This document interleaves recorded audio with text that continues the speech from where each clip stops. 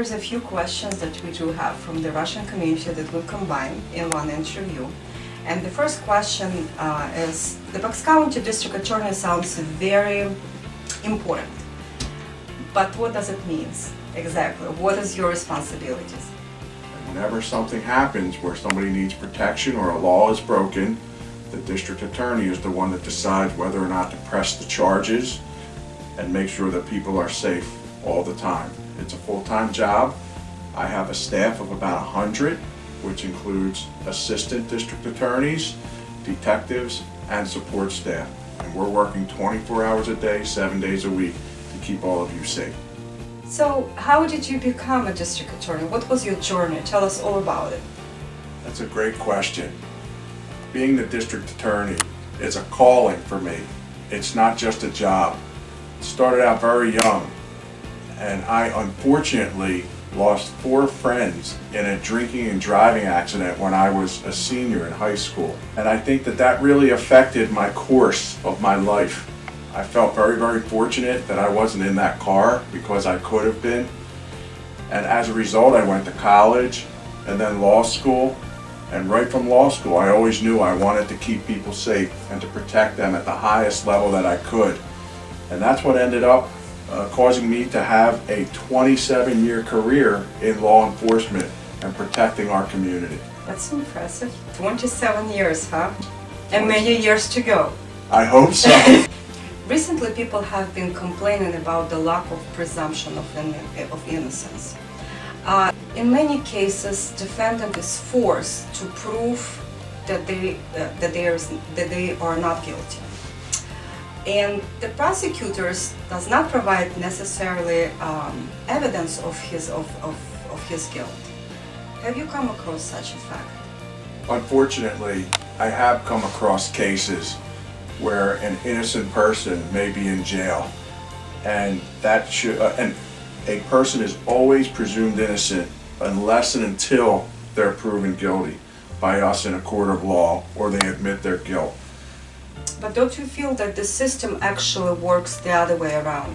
In a lot of cases, and that's what we see across the board, that people really have to prove that they're not guilty, and they feel a huge amount of pressure, and they don't feel that they actually innocent up until proven to be guilty. Yes, unfortunately, people do feel that way, and sometimes that pressure is extraordinary. I have heard of instances where an innocent person will plead guilty just to get it over with, so they can get back to their family, get back to their life, because the cost of trial is too great, or they can't afford to wait. Or reduce the time. That's another case where people actually plead guilty. Sometimes it's an offer that's too good to refuse. I don't operate that way. I don't allow my assistants to operate that way, but I'm not naive. This is real life.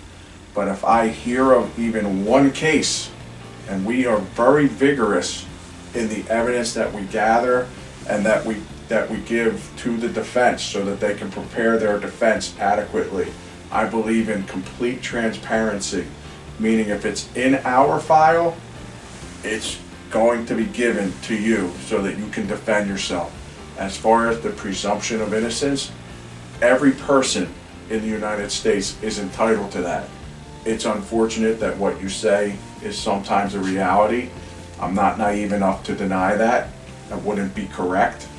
But we try all the time to make sure that the burden stays with us. And I've exonerated people. I've cleared people.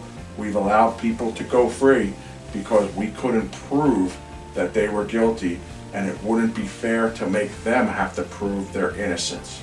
And I have to remind the people that work for me all the time, you are making decisions that are not only going to impact the person in front of you, but will have a ripple effect on their families, on their livelihoods, on whether they can eat a meal, whether they have a job to go to. And we need to factor all of that in when we treat people fairly and with dignity. You have to focus on the individual, even if they've committed an offense.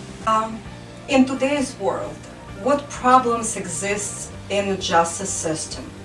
I mean, there is a lot of problems, obviously, but how do you see the solution for those problems? One of the biggest problems that we see in 75 to 80% of the cases that we prosecute is there's a drug addiction or an alcohol addiction. And because these are sicknesses, diseases, people can't help themselves often. And when they need to feed their disorder, they resort to stealing or robbing or prostitution, burglary, or unfortunately, with the example that I explained, when you drink and drive, you can kill people. But what I believe in is if you can treat the root problem at a person's essence, what you're doing are 5 things. Number 1, you're keeping them alive. Number 2, you're getting them treatment. Number 3, you're hopefully reintegrating them with their family, with their livelihood, back into their lifestyle. Number 4, you have to address their criminal issues.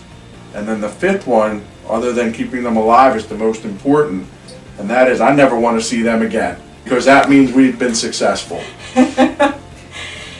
I like it. That's the best way to put it. You never want to see them again. The less people you see, the better it is. I'm doing a great job. You're doing a great job, right? I agree. Well put.